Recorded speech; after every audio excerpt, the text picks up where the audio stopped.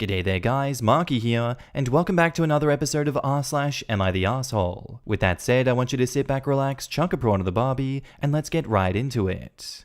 Am I the asshole for throwing out my child so they aren't a liar? Apologies. I do not want anyone I know in real life to know that I posted this, so I'm keeping details as vague as possible. If there's some information that is absolutely essential for making an unbiased judgment, please let me know and I will try and respond. I'm referring to my child as S in an attempt to limit personal details. I'm in my late 50s and have several children. This post is about my second oldest, S, who is in their early 20s. My neighborhood is very friendly, and someone is basically having a get-together every week. I was talking with the hosts when a close friend approached me and said that she needed to talk to me urgently. I didn't understand what she was talking about at first, saying things like the importance of being open-minded and tolerant, but after several iterations, it became more clear. S was telling people that I had kicked them out because of their identity as part of the LGBT community. I didn't believe this at first because 1, S had never mentioned anything like this, and 2, I was still paying for all of S's things, and S is living at home after graduating college. My friend then showed me S's social media posts, where many people were congratulating S on their bravery and empathizing with dealing with discriminative parents. As a mother, there is nothing worse imaginable than my child getting hurt. I have read many terrifying stories of people suffering heavily from cyberbullying and social media scandals. I knew that people would quickly find out that S had lied. We have frequent house guests and well-meaning but nosy neighbors. And I couldn't guarantee that my other children wouldn't get upset and expose S on social media. So I asked our maid for the contact of her brother who runs a moving company, and I had all of S's things put on the sidewalk, and then I changed the password. All of the doors of the house have a digital lock. In short, I made what S said true. A few hours later, S messaged me furiously, demanding to know what I was thinking. I said that I didn't want to make a liar of them, so I kicked them out like they had told everyone. S started screaming and crying that I was an asshole and that was different. Did I make a mistake? In the spirit of full disclosure, I am not on the autism spectrum, but due to an incident in my childhood that left me with severe physical and mental trauma, I have had issues with appropriate social etiquette in the past and understanding norms. This is part of why I think I made the wrong decision. And yes, S does go to therapy and has been going for years since middle school on their request. We started because S said that they were feeling anxious about becoming an adult. Why I felt it was better for S to leave. While no one in my immediate circle, family and friends, has undergone social media harassment, I know several people in my second degree, friends and family of family and friends, who have undergone severe harassment for lying to the extent that some of them gave up on life entirely. I was present for one of those people's attempts to leave the world, and I don't want any of my children to go through that ever. I thought that it would be better that people curse me as an unfeeling mother than people curse at S for lying. I know that S has a large social circle and should be able to temporarily stay with them. Is S homeless now? S has a sizable trust that they have had access to since last year, and a strong social network. I do not think that anyone will turn on S as long as they don't find out the truth. How did I know for sure that it was S? Those posts include a video of S crying, so there was no way for me to deny that it was S, and it was taken very recently. Would I be supportive if S was part of the LGBTQ community? Yes. And don't I care why S lied? I do care, but I am more worried about the backlash that S will suffer if the truth is revealed. And now in the comments, not the arsehole. S is appropriating the lived pain and torment of LGBTQ people for attention. And OP replies, to be honest, I don't know whether or not S is actually part of the LGBTQ community. I tried asking them, but they haven't responded yet. Then that makes it worse, to be honest. Not the arsehole. It is absolutely horrible that S would lie like that to garner social media sympathy when so many LGBTQ people are literally thrown out of their homes for their sexuality every day. Not the asshole, and I am absolutely surprised with some of these comments. Your child is an adult responsible for themselves. You were supporting them, and they went behind your back and lied to several people, saying you did things that you did not do. They deserve to be kicked out, and don't pay for anything at all for them after what they did. Actions have consequences. But all you did was enable their behavior. You should have posted the truth online so they could be called out for what they did. There are people that are really kicked out and living on the streets and have nothing. You do realize that you and your family could have been harassed because of your kids' lies, right? It happens all the time on social media. Someone goes on there and says something that goes viral, and then people will harass the person the video is about. Literally call her job and make up complaints, post fake reviews online to ruin their business. These keyboard warriors are ridiculous and they ruin lives. Your child needs to know what they did could have ruined your life. You basically let them get away with it, and people are going to think that you really did kick them out. And now, onto the update. Thank you to everyone who has responded. I appreciate your concern. A few hours ago, S and my niece called me. It turned out that after I changed the password, S had gone to my sister's house, and my niece chewed them out when they found out the full story. My reaction, as many of you have pointed out, was certainly impulsive and not necessarily the best one, but luckily things have worked out. S has been feeling very depressed for a long time, but didn't want to admit it because in their own words, my life is perfect and it didn't make any sense. Their current therapist was clearly not helping, but they didn't want to change therapists because they had become friends. My niece says that this is an ethical violation. S was finding it difficult to even get out of bed in the morning, but unable to understand why, which made them extremely self-hating. They started getting addicted to social media and saw the support and validation that some people receive there. S began by posting small comments anonymously, but really enjoyed the positive comments, and things snowballed. S apologized profusely to me and has agreed to change therapists and seek help. Some of you have suggested that S and I pretend to reconcile so S can move back in without changing their story. My niece was vehemently opposed to this. She would have preferred that S publicly apologizes and takes their licks, but given both the magnitude of the lie and S's current mental state, agrees that it would be too risky. Instead, S will be deleting their social media account and going on a permanent hiatus. While it is not possible to undo the impact of their lies, S will also be donating 80% of their trust fund to various LGBTQ foundations that support youth who have been abused or kicked out. They will also be spending their remaining free time volunteering at such organizations in whatever position they need for the rest of the year. My niece has also insisted on staying with me for the next month to dispel any rumors. And now in the comments, being depressed and not knowing how to express it is one thing. You don't get to trash your parents and throw them under the bus just because you need attention. That's why it makes me wonder the relationship between S and the therapist. It's hinted at it not being professional, but S has been going to them since they were a kid, but yet S has gotten this bad? That relationship needs to be looked at, or overall just change therapist, because something isn't working. It's not just that it isn't working, but becoming friends with a patient is an ethical violation, but it's especially worrisome if that patient was a minor. It's something I would look into, because I wouldn't want them taking advantage of any other patients, particularly minors. Honestly, glad that it worked out, but this is the weirdest thought process I've ever had the pleasure of sampling. Child lies about being disowned and slanders me on the internet? No one can ever know that this wasn't true!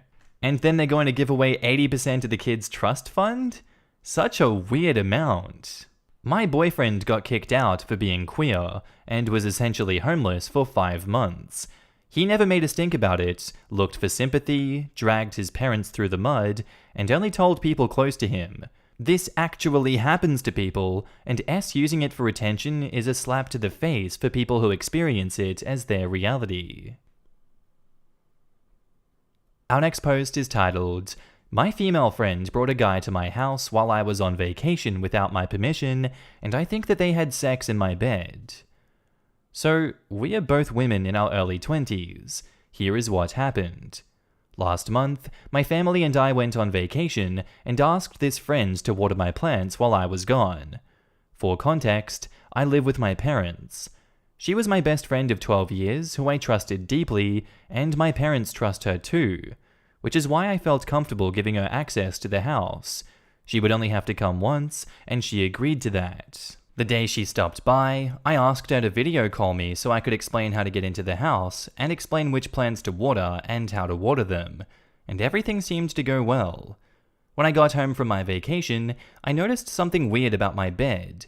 I noticed the bed had been remade and my pillows had been rearranged.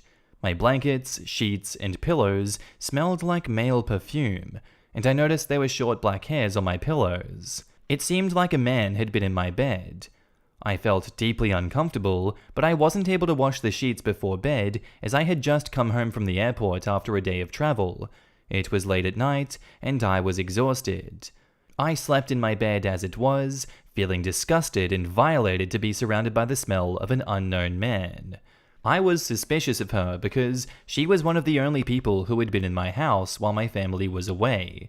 I also knew that she was casually dating and sleeping with a guy who happens to have short black hair, and she had mentioned to me a couple of weeks prior that they sometimes had trouble finding a time and place to have sex because she still lives with her parents. So, well, there was a possibility that they could have taken advantage of my space for that. I didn't think that she would do that to me though, as the only other people that had access to my house were two of my brother's female friends who were visiting from out of town and needed a place to stay. Long story short, I don't think that they are lying, so I'm not focusing on them. A few days later, I texted my friend explaining what I saw, and I asked her what had happened.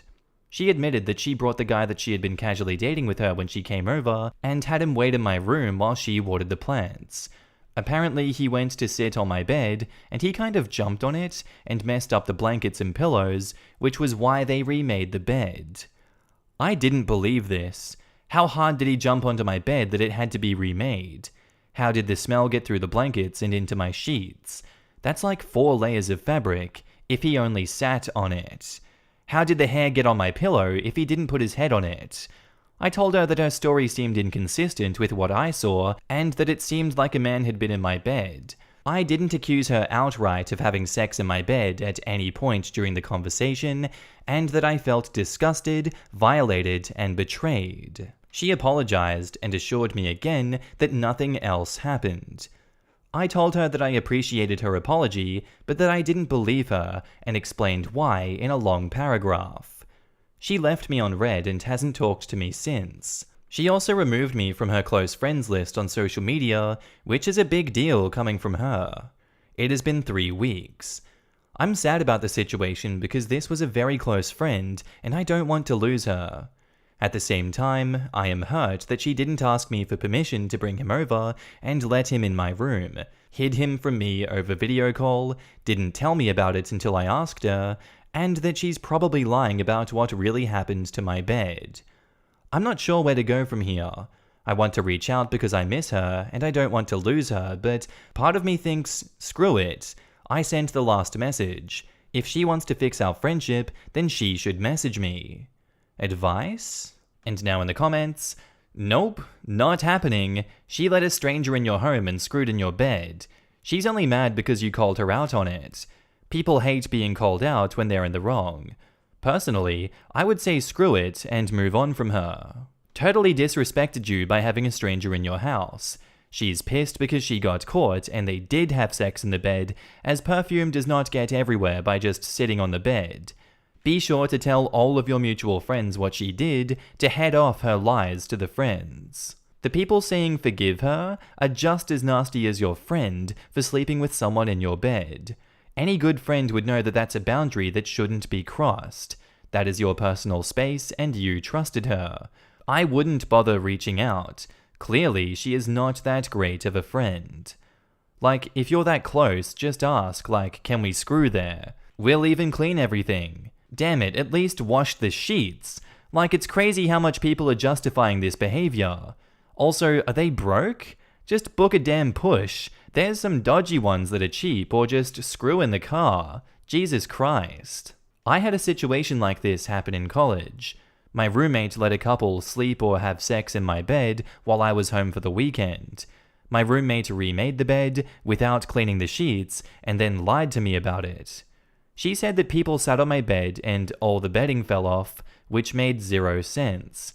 I found out what actually happened because a girl who lived in the room next to me told me. I confronted my roommate, was super pissed, but eventually got over it. Personally, I think that it's something a friendship can recover from.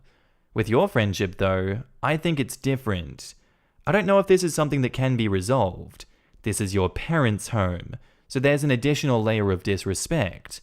Also, you guys are in your 20s. This isn't just teenagers having sex. She's an adult and should know better. She honestly sounds super immature. And now on to the update. So there have been some new developments to the situation, and I'm now realizing that I really messed up. Here are the new developments. So I mentioned briefly in my last post that, aside from my friend, the only other people who had access to my house were two of my brother's female friends who were visiting the area from out of town and were given permission to stay overnight in our empty house. Up until this point, I had been pretty convinced that they had nothing to do with this.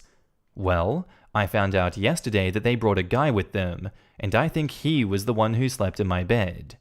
No one told me this until now. I had been told that there had been no men with them, and that no one had been given permission to sleep in my room, and I believed that. I guess I shouldn't have. Anyway, I now realize that I messed up with my friend, and I think she might have been telling the truth.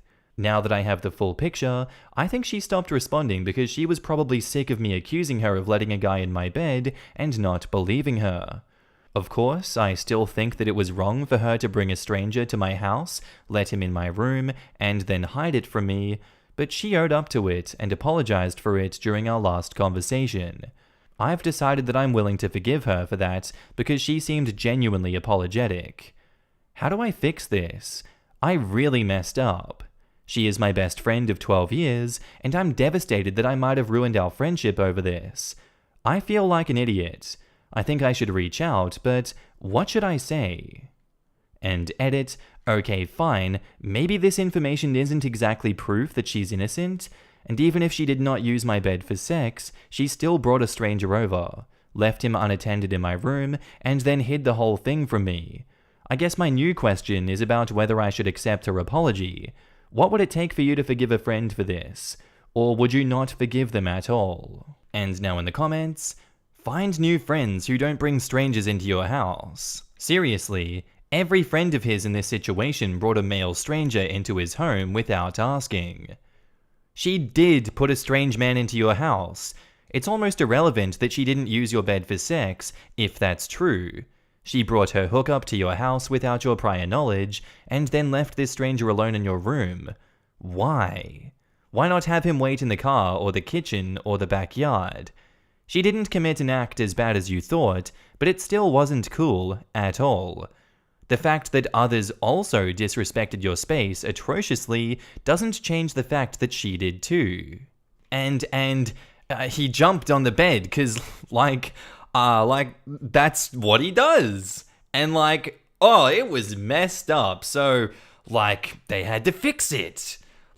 He was jumping on it just a little too hard, and she had to attend to all of the tasks, imposter, sus. So he was waiting and happened to wait in the room, and OP replies, okay, when you put it like this, her story sounds so ridiculous, lol. Okay, I guess you're right. The fact that I have new information does not necessarily absolve her of what she did wrong. To be fair, she did own up to it and apologize. I am torn about whether that's reason enough to forgive her and to try to repair things, or if I should just leave her. Quote, she removed me from her close friends list on social media and seems to be shutting me out. I wish Burger King was still doing the unfriend 10 people for a Whopper promotion. Yup. Burger King would even send the friend that was removed a "your friendship was worth 1/10 of a burger" message. Sounds like many people had sex on this bed while OP was away. I wondered whose bed I was having sex in, and now I know. Dirty Mike and the boys moved on from that Prius to OP's house. You know what it's called when they do that in there? It's called a soup kitchen. That's a good movie, that one. Ironically, I was on the other side of this once. My husband, then fiancé, was asked to house sit for a long-time family friend. We asked if I could come with to swim in the pool. They asked that only he sleeps over, and that's what we did. I just swam and went home. No funny business.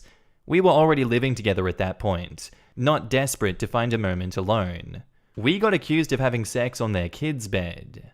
What was their evidence? Apparently it looked like someone had been on the bed. I assume it was one of their dogs. They were the main reason my husband was house-sitting. Handcuff stains. How the hell do handcuffs stain things? Passionately. What? God, people are nasty. What is going on here? Alright, and that's where I'm going to end today's episode, guys. I do hope you enjoyed. If you did, let me know what you thought of it down below, and I'll see you in the next episode. Bye.